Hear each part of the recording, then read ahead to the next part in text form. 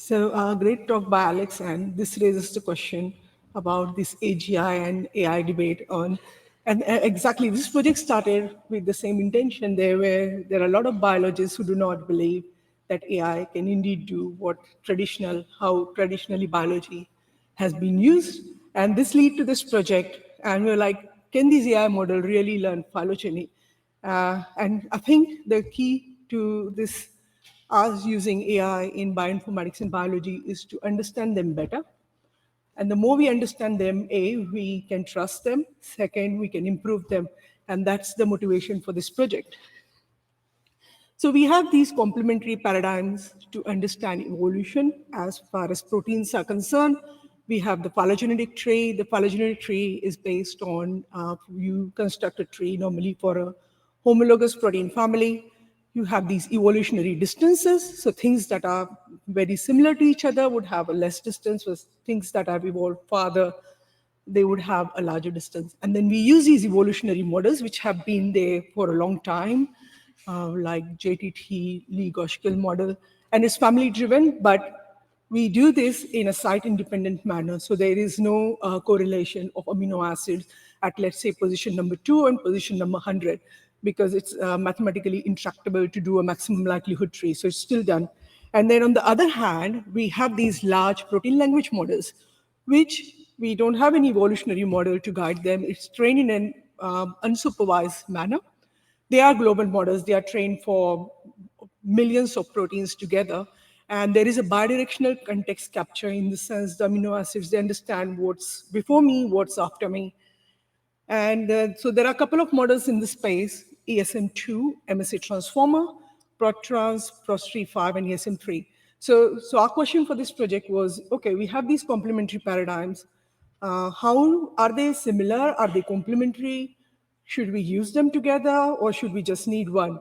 And that's where this project started. So coming to that, the previous literature, there was a really, really good promising paper in Nature Communications. They investigated the MSA transformer, but it was limited to MSA transformer. Again, MSA transformer is your input is an MSA, so you're already telling some of the homology to this model based on the position of the amino acid in a multiple sequence alignment. So the model is actually starting from a good starting point.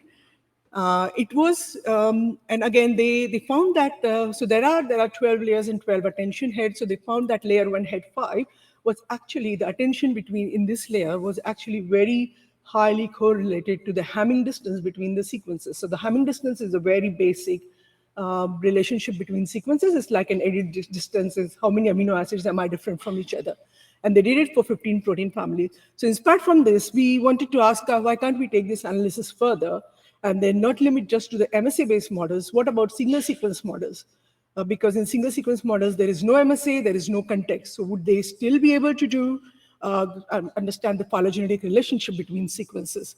So the investigation questions we focused on were, now, is the protein language models able to capture the evolutionary relationship? Is it different between single and MSA-based models? What about indes? So indes, for just a background, indes is the insertions and deletions that happen. And they are very, very tricky to handle. And sometimes if your MSA is wrong, because on how you place the indes, your phylogenetic tree can also be incorrect. And then is these evolutionary relationship, is it sensitive to distance? Is it that the protein language models can do phylogeny for proteins which are very close, which are very far apart, or is it not sensitive to distance? And the third thing we wanted to know is, since the earlier paper, they found a localized feature, which was layer 1, head 5, which was capturing the Hamming distance between protein sequences.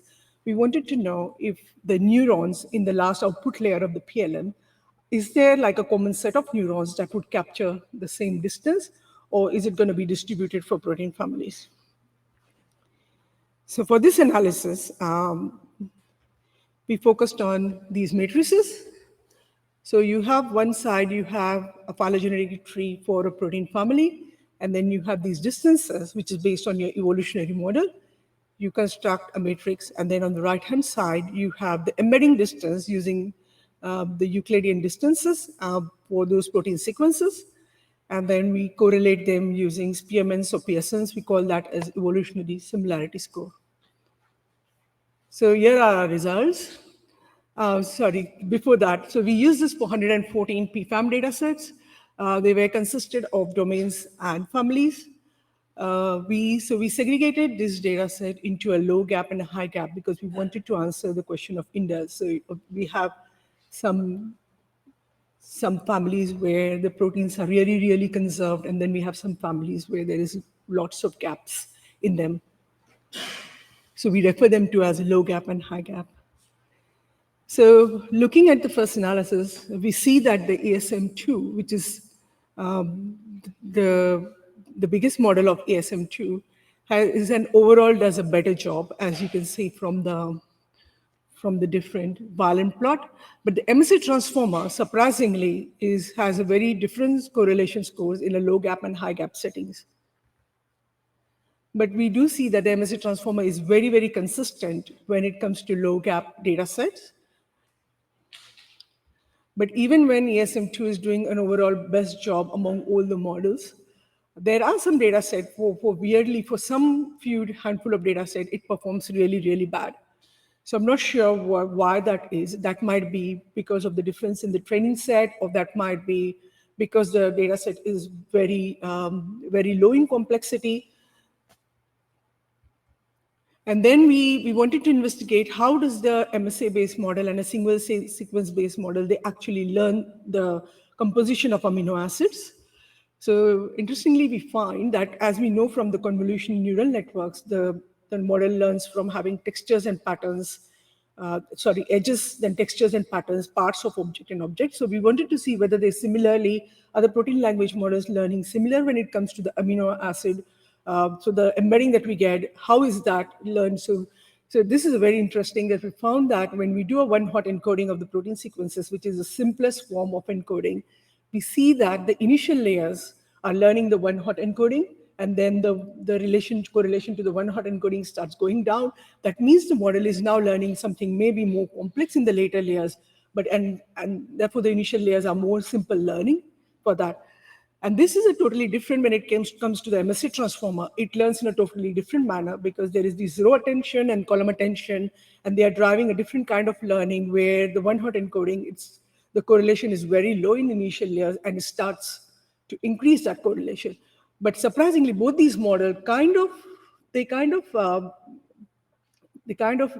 end up in the similar kind of place. So it means the model needs to know a little bit of the one-hot amino acid encoding in its whole embedding space.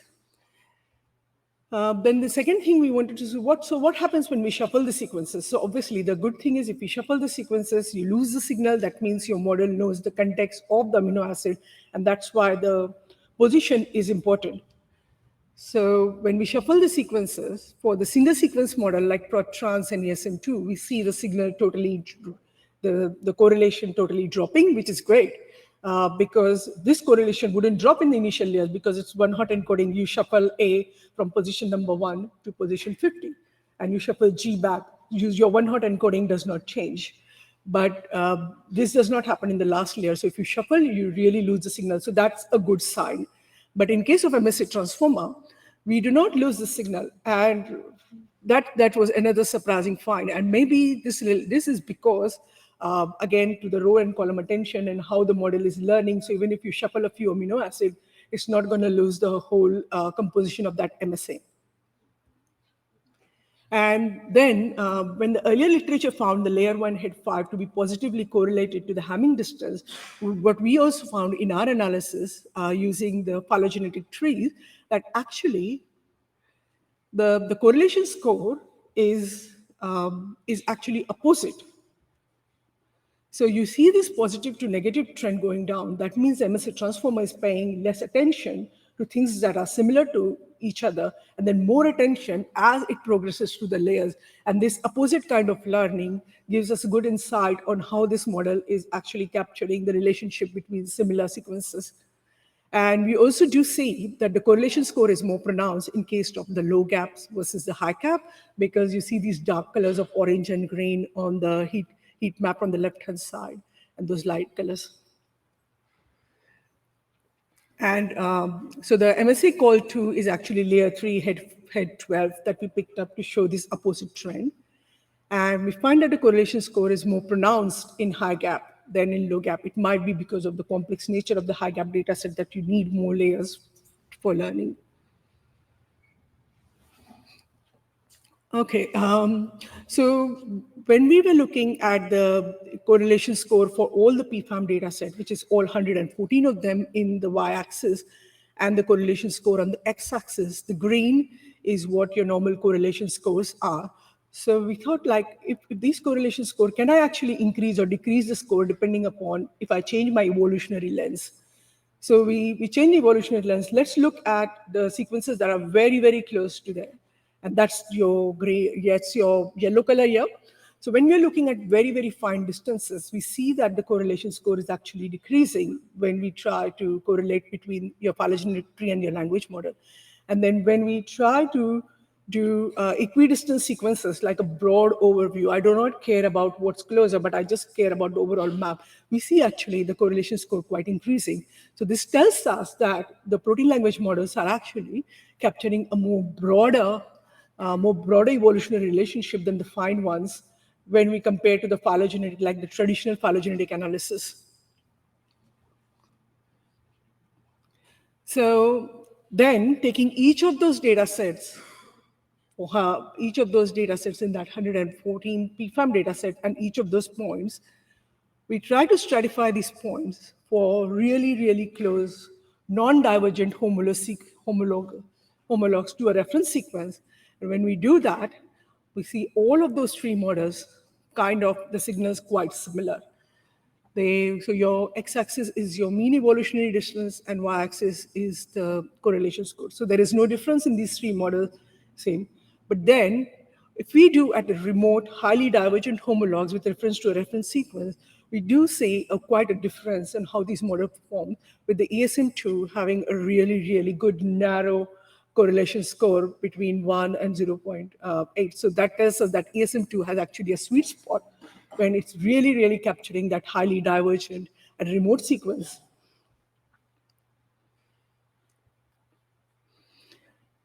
And the last section focused on, like we said, whether these neurons, so every protein language models have got lots of neurons. Some has 1024, ESM2 has 5120, which is the largest, and your MSC transformer has 768. So surely you don't need all of those neurons to capture these distances between homologous sequences, right? Like there might be some neurons dedicated to functions, some might be capturing some structural information, so not. So we wanted to see whether there is a particular set of neurons, can we identify those that could capture those signals that we see normally in a phylogenetic tree. So with that in mind, we train a elastic net regression model using the neurons for each of the PFAM data set. And we try to use the elastic net regression to try to predict the distances in the phylogenetic tree using like a sequence to sequence embedding difference and then predict the distance. And then we scored the neurons with 10%, 25%, 75% by the weight. And we did that for low gap, 5 low gap and 5 high gap data set in PFAM. So the all score here is when you use all the neurons. But if I just use my 10% of the neurons, I see that the score drastically increasing. So we haven't trained them explicitly to increase the score. We just wanted to find the neurons that could give us the distances. So then we read the ESS using just the salient neurons, and we see an increase in the ESS signal. So that just tells us that not all the neurons are needed. Basically, maybe you need a few neurons that's capturing the homologous sequence. There might be few neurons that might be capturing the homology when it comes to structure, but this is just focusing on sequence. So the key takeaways was we found that the ESM2, the biggest model in the ESM2 to be one of the best when it comes to how phylogenetic models for homologous protein sequences are built. Of course, it's the biggest model, 48 layers, 5120. So it's able to do even well in really high gap settings because it can capture all the complex relationship. The MSC transformer suffers in a high gap, but it is a very good performer in a consistently performing in low gap. You don't see that weird outliers that you see with ESM2. And then in MSC transformer, we see these opposite attention patterns on how, as it progresses through the layers. And then we see the PLMs capturing the broad evolutionary signal between the protein sequences rather than the fine ones. And ESM2 has a sweet spot when it comes to remote, highly divergent. Then we see the few neurons capturing, and the funny thing is that those neurons, so every protein family has got a set of neurons, but they do not share the complete set of neurons. So that means these neurons must be polysymmetric in nature. So there was a paper from OpenAI saying that one neuron is capturing a lot of information, and a lot of information is captured in one neuron regarding the polysymmetric nature. And we find the exact same thing when it comes to these capturing the homology for the protein families in the output layer. So thank you, that's me. And I haven't covered everything in the paper because of the short time, but please feel free to have a chat with me after the talk, any questions you have, and have the look at the preprint. Thank you. Thank you for your wonderful talk. Only one question. Yes, thanks so much. Can I ask a question? Have you ever tried to use a domain adaptation? Domain adaptation means the additional pre-training using your own datasets, such as a sequence of. Can you repeat that? Domain adaptation. Have you ever tried to use a domain adaptation? Domain adaptation means additional pre-training. Domain adaptation. Oh, yes, yeah. That's a very good question. So yes, so what I tried to do, I took the smallest ESM2 model and tried to do the same mask learning like you did in your paper with 15% masking for a protein family, and try to see that if the signal improves. For the small model, I found the signal increases, but it was not as strong as the biggest model. So if I take the small ESM2 and the biggest model, because the phylogenetic tree is sometimes very small, so you cannot, I don't want to do domain adaptation on maybe handful of 300 or 400 sequences. That would really big model, but I did it for a small model. But it's not as great as the big model. But we focus mainly on, focus mainly on the foundation pre-trained models without any domain adaptation for the paper, but I did try it, didn't find any results, so didn't include it. Okay, thank you so much. Thank you, Sanjana.